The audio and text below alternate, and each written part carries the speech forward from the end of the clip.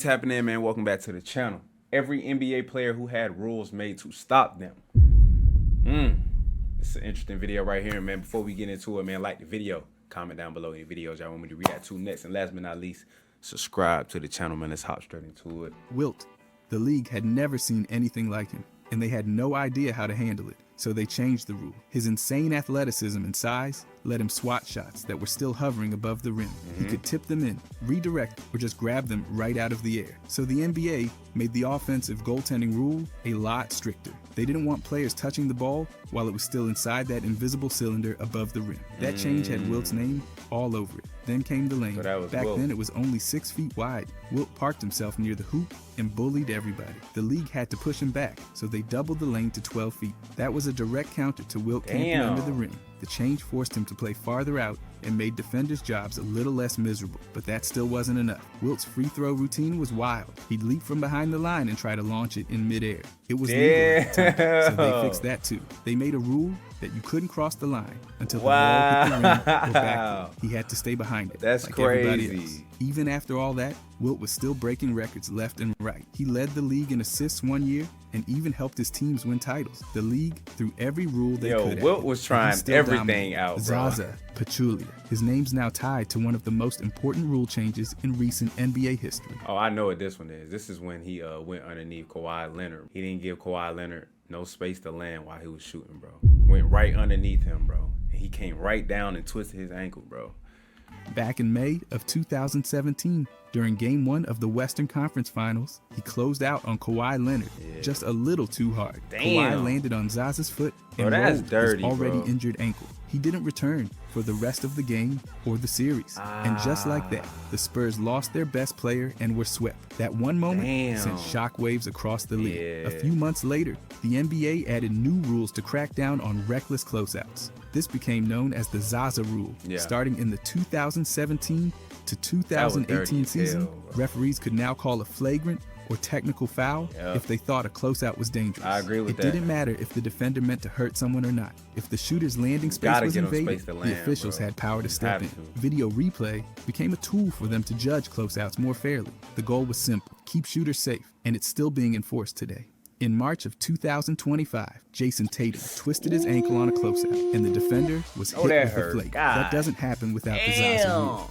It changed how defenders approach shooters and gave officials a clearer path to protect players from those risky, under-the-radar moves. By the way, if you guys want to subscribe, I'm going to be posting every day. Thanks. Anyways, Shaq. His presence alone shifted how teams played and how the league wrote the rulebook. Back in the late 90s and early 2000s, teams couldn't stop him inside, so they stopped the game instead. That's where Hack-a-Shaq was born. Teams fouled him on purpose, even when he didn't have the ball. Why? Because he struggled at the free throw line. His career average was just above 52%, and some years it dipped even lower. The tactic slowed everything down. Fans hated it. Games dragged, and the league knew something had to give, so they changed the rules. In the 2008 to 2009 season, the NBA added a rule just for situations like this. If a team committed a foul away from the ball in the last 2 minutes, the other team got one free throw and the ball back. That rule made it way riskier to foul guys like Shaq late in the game. It didn't matter if it was intentional or not. If you grabbed someone just to avoid a bucket, you paid for it. That rule still in place today and changed how teams approach the final stretch of games. Even though it came after Shaq's prime, there's no doubt his career forced the league to rethink how late-game fouls should work. Allen Iverson, his influence went far beyond the court, and it forced the NBA to make changes in how the game was enforced and how players were expected to show up. His crossover was legendary, fast, sharp, and full of hesitation. But that hesitation brought controversy. Iverson would sometimes slide his hand under the ball, just enough to blur the line between a legal dribble and a carry. There wasn't a new rule, but refs started cracking down. His style pushed the league to enforce carrying violations a lot more strictly. He changed how players were called for hesitation moves, even if he didn't break the rules outright. But Iverson's impact didn't stop there. In 2005, the NBA introduced a league-wide dress code. Players were required to wear business or conservative clothing when arriving at games, sitting on the bench injured, or doing any official team activity.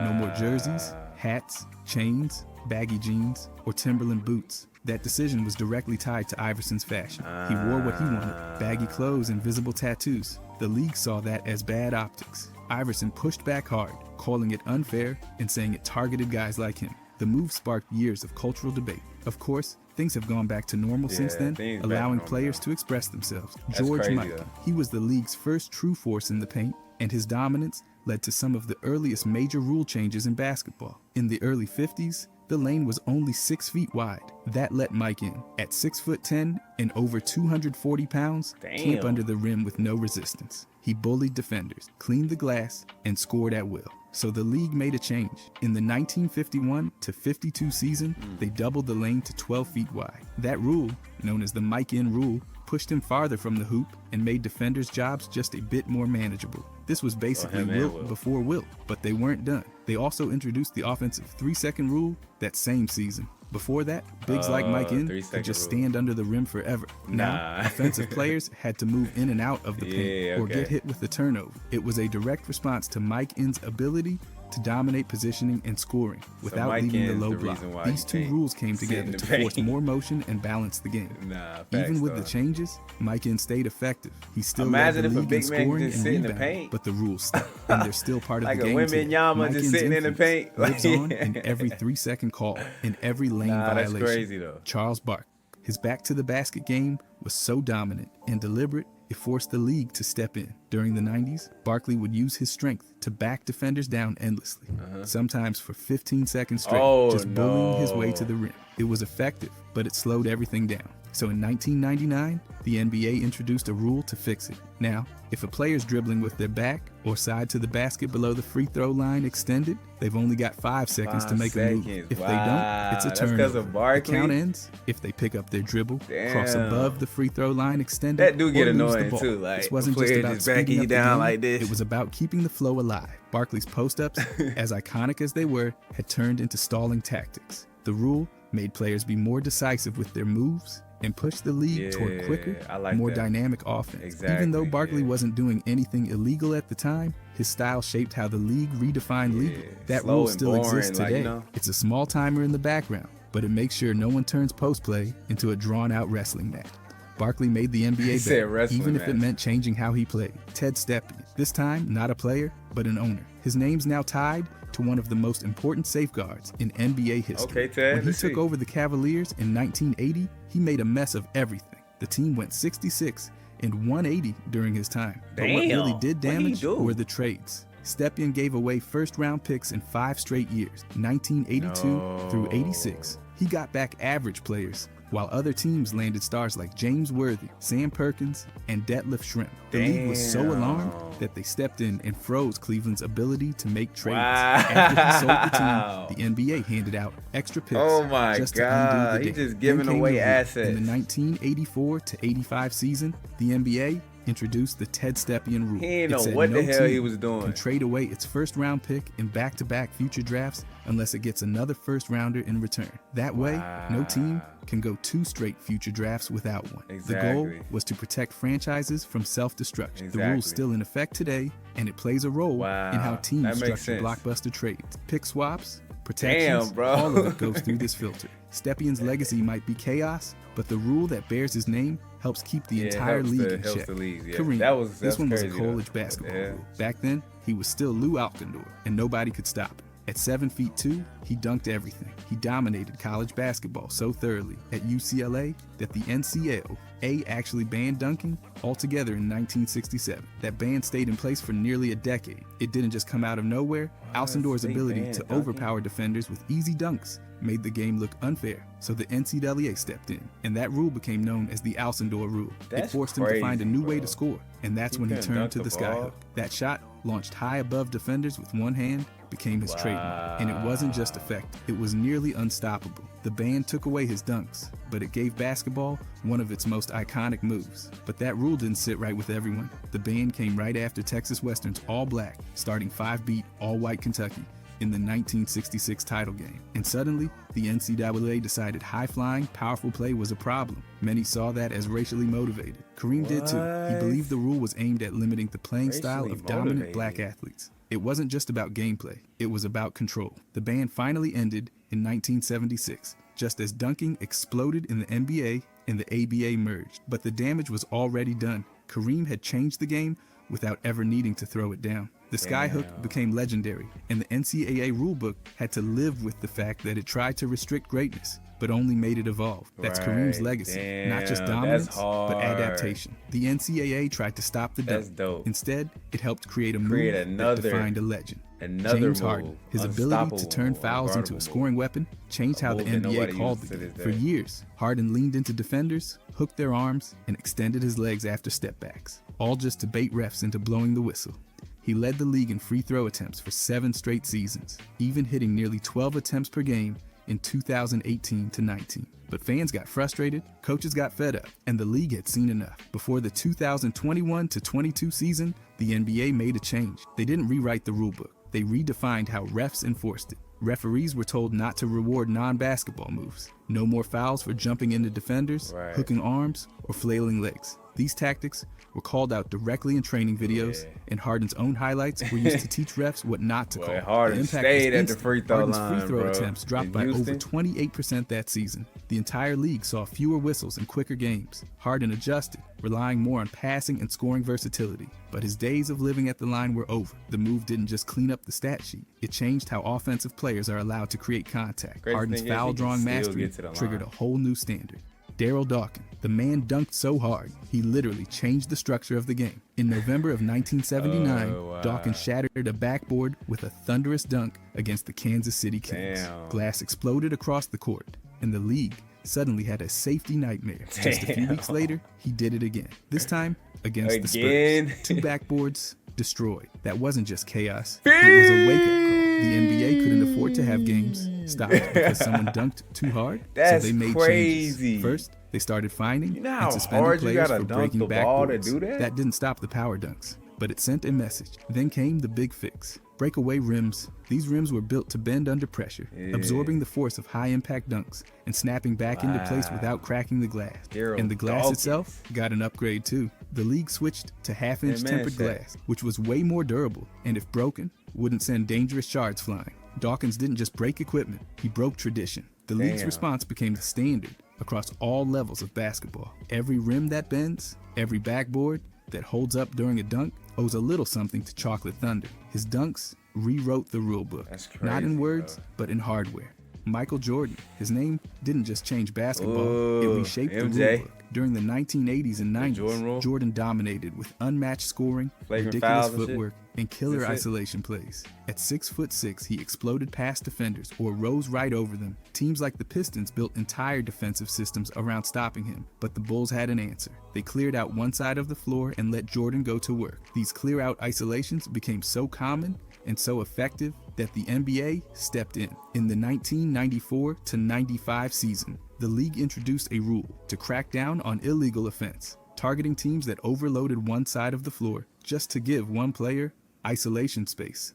That meant no more 4 players standing still while Jordan cooked someone one-on-one. If it happened, refs could call a violation and turn the ball over. This forced teams, even the Bulls, to move toward more ball movement and actual offensive action. The triangle offense became even more valuable under this rule, and Jordan still thrived in it, averaging almost 30 points a game during that era. But the league wasn't done. Another rule shift began to take shape around the same time, focused on how players like Jordan were defended. Back then, defenders could put their hands on offensive players, on their hip, on their waist, and steer them. Jordan faced that physicality constantly, especially from the Knicks and Pistons. Despite it, he scored in every way imaginable, including 69 points against Cleveland in 1990. The NBA started to crack down on that too. Jordan didn't need the help, he was already unstoppable. But the changes made scoring cleaner and games faster. League-wide points per game jumped, assists rose, and isolation-heavy play started giving way to team movement and spacing. These rules directly shaped the league we see today. Larry Bird, his impact wasn't just felt on the court, it reshaped how teams handle their money. In 1983, the NBA introduced a salary cap to create parity and control spending, but that cap came with exceptions, and one of the most important became known as the Larry Bird exception. It allowed teams to exceed the cap to re-sign their own players, helping keep stars with their franchises and avoid roster overhauls. The rule required a player to spend 3 consecutive seasons with the same team without being waived or switching teams in free agency. Once that condition was met, a team could offer a contract beyond the salary cap, up to the maximum salary allowed. Bird was the first. The Celtics re-signed him using this new rule, and his name stuck to it forever. The NBA later expanded this into 3 levels: full bird rights, early bird rights, and non-bird rights. Full bird rights are the most powerful, letting teams go over the cap and offer 5-year deals at max salary. Early bird rights kick in after 2 years and let teams pay up to 175% of the player's previous deal or the league average. Non-bird rights apply to those with less than 2 years and allow smaller increases. Bird rights changed everything. Teams didn't have to choose between cap space and loyalty. It gave franchises the flexibility to keep core players while still pursuing free agents. During the 1998 lockout, this very rule was at the center of tense negotiation as owners looked to curb rising salary. Bird's legacy isn't just in his shooting, passing, or championships. It's in the blueprint teams still used to build winners. His name lives on every time a franchise uses bird rights to keep a star in town. Kevin Durant. His smooth scoring and creative footwork weren't just tough to guard. They made the NBA rewrite the rules. One move in particular, the rip-through, became Durant's signature tool to draw fouls. Standing 6'10" with a massive wingspan, Durant would face up from the wing, get into triple threat position, and if a defender reached in, he'd swing his arms through theirs and draw contact. The refs used to call that a shooting foul, sending Durant to the line every time. He led the league in free throw attempts in 2 straight seasons, with nearly 8 per game in 2010-11, but fans hated it. Coaches were furious. Even disciplined defenders couldn't avoid it. So, the NBA stepped in. Right before the 2011-12 season, the league reclassified rip-through fouls as non-shooting fouls. Unless Durant was clearly in a legit shooting motion, like fully raising the ball to release a jumper, it was just a common foul. That meant no more automatic trips to the line. Now the team would inbound the ball unless they were in the bonus. Refs got video training featuring Durant himself swinging his arms through defenders' hands to sell the foul. From that point on, those examples became textbook violations of what the league started calling a non-basketball move. Durant adjusted. His scoring stayed elite, but his free throw attempts dropped. The league-wide attempts dropped too. The rule set a precedent that later influenced the unnatural motion crackdown in 2021. Durant's rip-through didn't break any rules, but it exposed a hole in how fouls were called. And when he kept going back to the line again and again, the league realized it had to change how the game was officiated. That's how powerful Durant's influence became. Strong enough to shift how the NBA defines a scoring attempt. Reggie Miller. His leg kick wasn't just a quirk. It changed NBA officiating forever. Known for his cold-blooded shooting and clutch threes, with the Indiana Pacers, Miller used every inch of his body to gain an edge. One of his most controversial tactics was extending his leg during a jump shot to draw contact from defenders. It often led to shooting fouls and occasionally 4-point plays. The move was legal at the time, but it frustrated defenders and coaches alike. The defender would jump straight up to contest, and suddenly Reggie's leg would be in their space. The NBA had seen enough. By the 2012 season, they introduced the Reggie Miller rule to stop shooters from initiating contact by unnaturally kicking out their legs. Under this rule, if an offensive player kicks their leg to create contact, it's an offensive foul, not a trip to the free throw line. Referees were trained to look for the unnatural leg extension and determine whether the contact was created by the shooter. This wasn't just about Miller. Players like D. Wade and Manu were using similar tactics, drawing fouls on legitimate contests. The league wanted to encourage fair defense and eliminate cheap fouls that slowed the game and rewarded flopping. They even expanded post-game review policies to identify exaggerated contact and penalize it. Rasheed Wallace. Rasheed Wallace didn't just play basketball, he argued with it. His battles weren't just with opponents, but with referees, night after night, and the numbers don't even try to lie about it. Wallace racked up the most technical fouls in league history at the time he retired, including a wild 41 in a single season. That kind of noise didn't just get fans talking, it got the league's attention too. Back in the early 2000s, Wallace was lighting up the scoreboard and the referees at the same time, dropping 14 points and grabbing 6 rebounds per game, while also getting tossed from 7 games in one season. The league finally had enough. Before the 2005 season, there really wasn't a consistent punishment for players stacking technicals. You get fined, sure, but Wallace proved that fines weren't stopping anybody, so the NBA dropped the hammer. Starting in 2005, the rules changed. If a player hit 16 technical fouls in the regular season, they got a 1-game suspension. Then for every 2 more after that, another suspension followed. Playoffs, that number dropped to 7. with the same 2-foul pattern afterward. Fines stacked too, starting at $2,000 and climbing. The shift was major. Rasheed Wallace had 17 technicals that year and sat out one game because of it. Limit Compared to his earlier seasons, was not that was trying to deal practically with that. tame. League-wide, technicals dropped too. Wallace's name came up constantly during the rollout of the rule. He was mentioned in training sessions, in league memos, it's even like in the press old conferences. Draymond Green. Referees and league officials admitted his antics nigga forced the always change. It arguing wasn't with the just him refs, though. bro. The rule worked. It's still used today. And yes, Wallace still yelled, but he knew the consequences were real now. His legacy, besides the points and rebounds, he became the poster guy for when too much talk finally led to a rulebook rewrite. Trent Tucker. This guy managed to trigger a rule change with just 1/10 of a second on the clock. On January 15, 1990, the Knicks were down by 1 to the Bulls with almost no time left. Tucker caught an inbounds pass and hit a 3 to win it. But here's the problem. There were only 0.1 seconds showing on the clock when the play started. The Bulls were livid. Michael Jordan and Coach Phil Jackson said there's no way a human could catch and shoot that fast. And honestly, they had a point. Back then, the rules didn't say how much time was actually needed for a catch and shoot. So the shot clock was just let the slow shot as hell. stand, but the controversy exploded.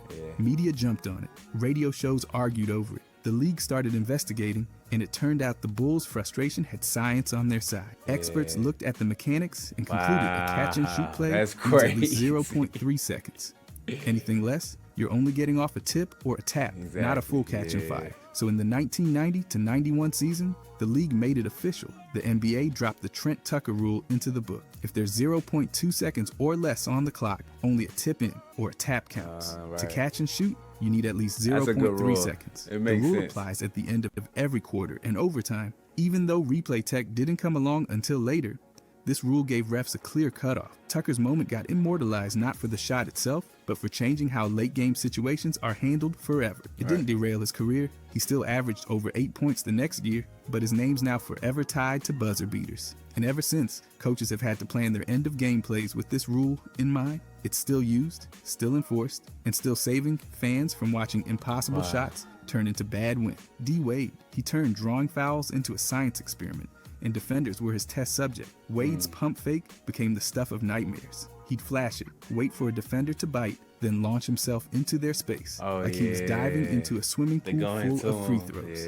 The refs blew the whistle, Wade went to the line, and fans of the other team screamed into the void. But it worked. He led the league in free throws multiple times, including nearly 11 a game in 2006 to 2007. Wade's move was simple but lethal. Fake the shot, watch the defender jump, then jump into them like he was finishing a trust fall. He'd sell the contact with just enough head snap or shoulder lean to make it look like he got rocked. It drove coaches crazy. Stan Van Gundy once said trying to guard him without fouling felt impossible. And while it made for smart offense, it also slowed the game down and turned every contested shot into a ref show. Fast forward to 2021, and the NBA finally hit the brakes on this stuff. Starting in the 2021 to 2022 season, the league rolled out new guidelines. No more rewarding unnatural moves. If a player jumps sideways or into a defender after a pump fake just to get contact, no shooting foul, just keep playing. The refs were told to focus on real scoring moves, not clever tricks. Wade had already retired, but his blueprint was one of the reasons this rule showed up. Referee training even used his old footage to show what not to call. It affected the new wave of foul hunters, with free throws dropping across the league. Harden, Young, even Luka saw fewer trips to the line. The rule's still around, keeping games faster and cleaner. Wade's career might have looked different under it, but his legacy still lives in every pump fake that no longer draws a whistle. LaMarcus Aldridge. One blown call turned him into a rules pioneer. Back in February 2012, Portland was clinging to a lead against Oklahoma City when Kevin Durant went up for a shot. Aldridge made what looked like a clean block, but the ref called goaltending. The game was tied, went to overtime, and Portland lost. Later, the league admitted the call was wrong. Aldridge got the block before the ball hit the backboard, but that didn't matter in the moment. The call stood, and the game flipped. The fallout was brutal. That loss kicked off a collapse. Portland went from 14-10 to a downward spiral that cost them the season, their coach, and their core roster. Fans were furious, and the media pounced on it. But the worst part, referees couldn't review goaltending calls. No matter how bad the miss was, no replay could fix it. The league knew that had to change. So, in the 2012-13 season, the NBA rolled out what fans started calling the LaMarcus Aldridge rule. Now, in the final 2 minutes of the fourth quarter, or in overtime, referees can use instant replay to check if a goaltending or basket interference call was right. Did the ball hit the backboard first? Was it still on the way up? Did the defender touch it clean? These are now reviewable questions. If the replay shows the call was wrong, it's overturned. If it's correct, last 2 minutes of the game, you gotta make sure the call key right, moments bro. since. And while goaltending reviews are rare, they matter. The point was never to challenge every call, just the ones that decide games. Aldridge kept doing his thing, averaging over 20 points that next season. But his block lives on in the rulebook. Every time a goaltending call gets reviewed at the end of a game, it traces back to that one night in Portland. And now, refs can finally get it right when it matters most. Derrick Rose. At 22, he didn't just win MVP, he blew the lid off the rookie contract system. Rose put up 25 points and nearly 8 assists a game in the 2010-11 season, leading the Bulls to 62 wins in the Eastern Conference Finals. He became the youngest MVP ever. But here's the kicker. He did all that while making just $5.5 million. That number was pocket change for a player doing what Rose was doing. Under the old rules, even if a young star dominated like Rose, teams could only offer an extension starting at 25% of the salary cap. For someone like Rose, that wasn't cutting it. Chris Paul, president of the Players Association at the time, saw how unfair it was. That was unfair. He pushed for a fix during the 2011 lockout, arguing that guys like Rose deserved more. The result? The Derrick Rose rule. Starting in the 2011-12 season, if a player finished their rookie deal and had been named MVP, Defensive Player of the Year, or made an All-NBA team recently, they could get a contract starting at 30% of the salary cap. That's 5 extra percent, or about $8 to $10 million more per year, depending on the cap, but only the best of the best could qualify. Rose was the first to cash in. He signed a 5-year deal worth $94.8 million. He earned it, even though injuries later slowed him down. His impact on contract structure stuck. The rules helped others, like Paul George, Luka, and Tyrese Halliburton, pull in big extensions early. The league kept the rule in place through 2 more CBAs. Teams can now build around young stars without fearing early exit. The criteria are strict but fair. And every time a rising player earns that 30% deal, it traces back to Rose's MVP season and Chris Paul's vision. They didn't just change the game, they rewrote how stars get paid. Derek Harper. His defense was like being caught in airport security. You weren't getting anywhere without someone's hands on you. Harper was a master of hand checking, especially during his time with the Knicks in the early 90s. He made a career out of steering offensive plays like he was driving a bumper car. If someone like Michael Jordan was trying to break free, Harper was glued to his hip. Legally, at the time, it worked. The Knicks ranked second in defense in 1994, allowing just 92 points per game. But fans weren't exactly thrilled watching 95 to 93 slugfests. The league took notice. Harper's style and the physicality of teams like the Knicks and Pistons were seen as part of the problem. Scoring was down, games dragged, and referees couldn't do much with the rules in place. In the 1994 referee training video, Harper's hand checks were used as textbook examples, just not the good kind. So the NBA stepped in. Starting in the 1994-95 season, hand checking got its first real restriction. Defenders couldn't use their hands in the backcourt or above the free throw line. If you used a forearm, got my nigga in the headlock right here on the right. You see him? Good God, this nigga. Yo, what the hell is Unc doing? Trying to suffocate my boy. What the hell going on? OG, you was doing way too much, bro. I'm glad they put this rule up. No more riding opponents like a shopping cart. But that didn't kill it completely. Harper kept using quick footwork in anticipation to stay effective, putting up over 11 points and 5 assists per game in that first season of change. The crackdown evolved. By 2004, hand checking was gone. All contact that messed with speed or rhythm, that was a foul. The league wasn't messing around anymore. Scoring jumped. Slashers like D. Wade and Steve Nash lit up defenses, and guards took over the game. Harper's influence stuck around, though. Every rule that came after was shaped by how annoying he made life for ball handlers. So even though he played defense with his hands, it forced the NBA to use theirs, to rewrite the rulebook. If you enjoyed this, I'm going to be posting a lot here. I would greatly appreciate it if you could subscribe. Thanks for watching. This is a dope video right here, man. Learned a lot, man. I see my favorite rules that was implemented into the NBA, man, would probably have to be that D-roll rule. You know what I'm saying? If a rookie just come out running and gunning and they balling out, they get to get that big contract. You know what I'm saying? Derrick Rose is the main reasons why these young bulls in the NBA right now is getting paid hundreds of millions, bro. Chris Paul and Derrick Rose is making today's league spin that bag. You feel me? And they deserve it too, man. I'm gonna be honest. The second rule that caught my attention was this rule right here, man. The Harper rule, bro. He was hacking like hell. Had my boy in the headlock, about to suffocate him. Just being overly aggressive, bro. I hate defenders who play like that, bro. You just do all this unnecessary stuff to stop the offensive player, bro. This is not football. Cut it out. You know what I'm saying? So I'm glad they put this rule in there. And then the third rule, I'll probably have to say that Ted rule, man. The owner who was just giving away free assets to other teams, didn't know what he was doing, man. You know what I'm saying? That was a great rule to put in because you could kill a franchise like that, bro. Just giving away all they good assets, bro. Like, come on, bro. You can have people not coming to your games. Players don't want to play for you no more. The whole business and the whole organization could go bankrupt. Y'all probably have to be forced to sell the team or relocate. You feel me, bro? So those were some of the interesting rules that I found in this video, man. Dope video right here, man. If y'all want to go check it out, link in the description. If y'all like the reaction, hit the like button. Comment down below any videos y'all want me to react to next. And last but not least, subscribe to the channel if you new. Young Groovy signing out. I'm going to catch y'all in the next vid.